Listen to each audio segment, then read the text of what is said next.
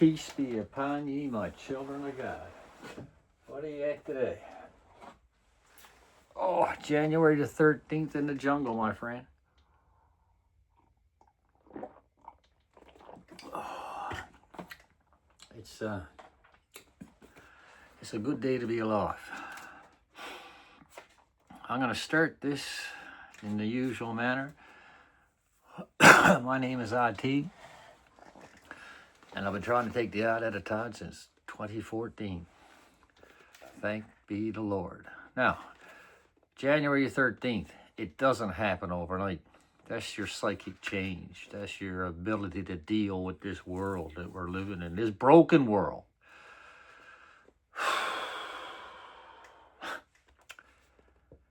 We are not cured, in my case, of alcoholism.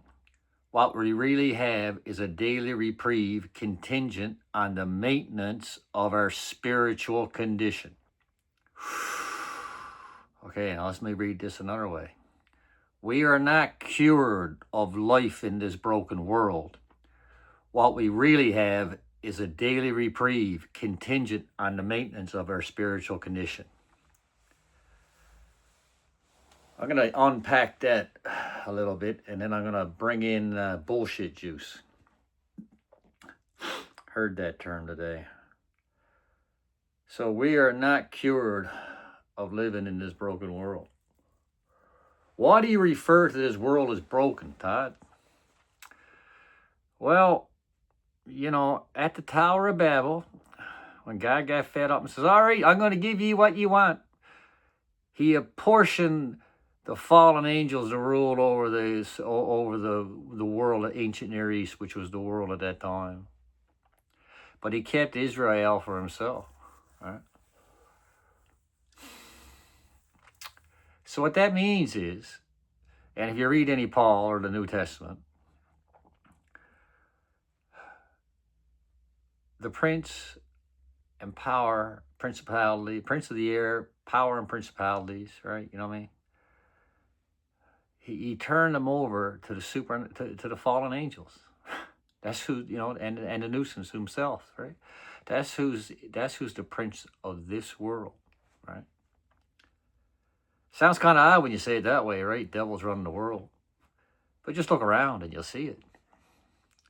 We get caught up in the devil's ways whenever we fall back on tradition to put someone down. Whenever we don't welcome an immigrant with open arms. Whenever we judge someone, you know what I mean? We're betraying what we are, and we're giving in to the Hasatan. We're giving in to the nuisance, right? That's devil worship, my children. A bit harsh, Todd, isn't it? But no, when you lay it down as it is, you're worshiping false idols. No different than it was when Deuteronomy was written. You know what I mean? Before the times of Moses, right? And it hasn't changed. It's just gotten flashier and easier and quicker to sell your soul to the devil, right? But it's not too late.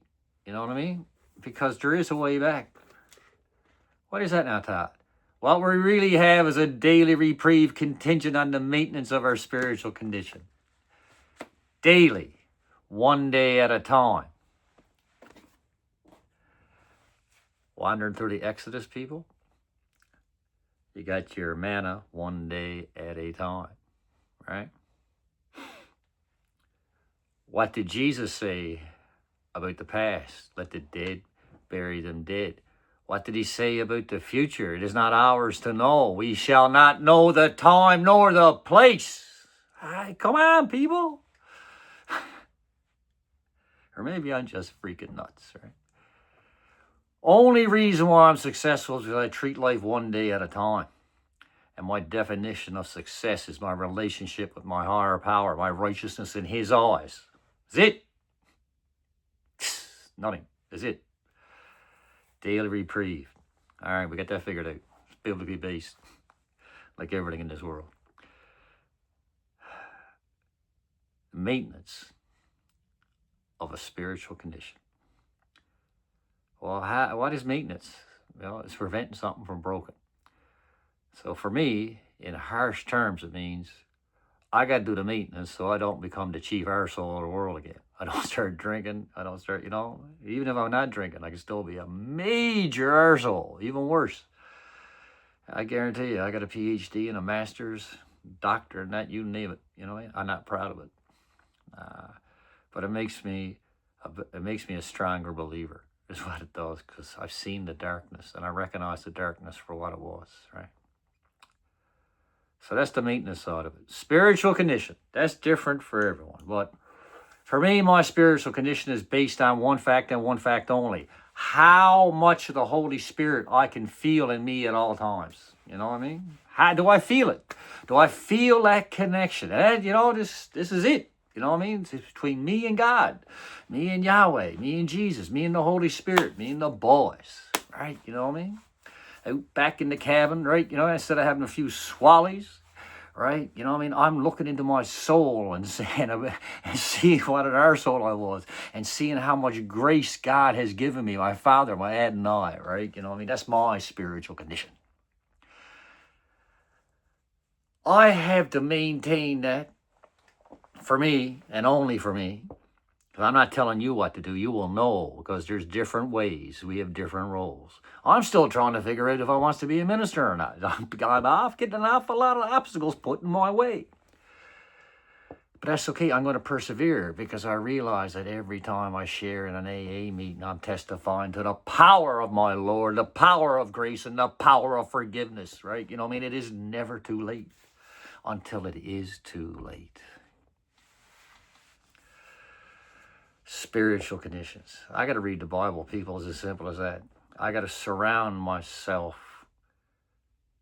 with His Word and His good deeds and His sacrifice, right? So I can explain in simple terms that He's loved us from day one, and that's always been the plan, to be a family living here on earth. God's space in Todd's space. On earth as it is in heaven. That's the literal part of the Bible. And I know I just come to understand that this year, really, the power of that. And I said that for how many times have I said the Lord's Prayer? I got to thank N.T. Wright for that, and the lads from the Bible Project. So what that means is, and you might have heard this if you read the book of John. This is another way of putting it. You cannot stop a man of faith when he's doing the work of God. That's a paraphrase, but you know what I'm talking about. You cannot stop a person of faith when he's doing the will of Yahweh. Todd, how do you know you're doing the will of Yahweh? Well, that's the tangly bit. For me, I don't take nothing for granted. I got to make sure I'm not hurting anyone. I'm not sure I'm not taking a cost for me. And if I am, if I don't want to do something, I got to get down into me. I got to talk to my sponsor and be honest with myself, right? Talk about meetings, right? You know what I mean? So it's not festering, right? I can be transparent, and I have to be honest. Yeah. And I always have to be willing. Just like that mustard seed. That's where the willingness in the program comes from, right? And I'm starting to see that mustard seed start to sprout out. Little tangly bits going up and down. Leaves little popping out, right? Thickness, tree. I'll eventually become a tree. A bush. I love the bush. And the birds can rest in the bush. Birds in the bush. And that's another thing. I think the Lord has pushed me towards Paul as opposed to Peter in that direction.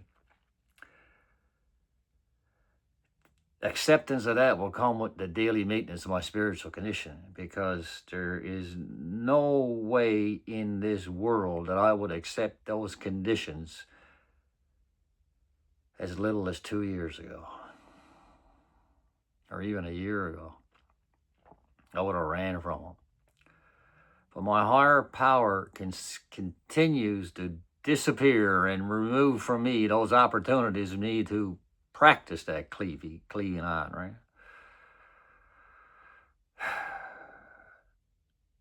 So I have to stop and be patient.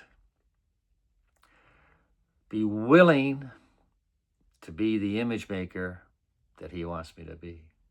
Now, bullshit juice. Heard that on a podcast. Bullshit juice in that case was referring to cocaine, right? Because they don't stop talking. And that can be said the same about alcoholics than anyone, I guess. So, I mean, a big part of my sobriety is recognizing that for me, there's more than one bullshit juice, right? You know what I mean? And I got to be careful of how it represents itself to me, because if I drink of that cup, then I'm not drinking of the living waters. You know what I mean? The living waters saved me, and I have no need for bullshit juice, just as I have no time for cheap grace. Peace be upon you, my children of God.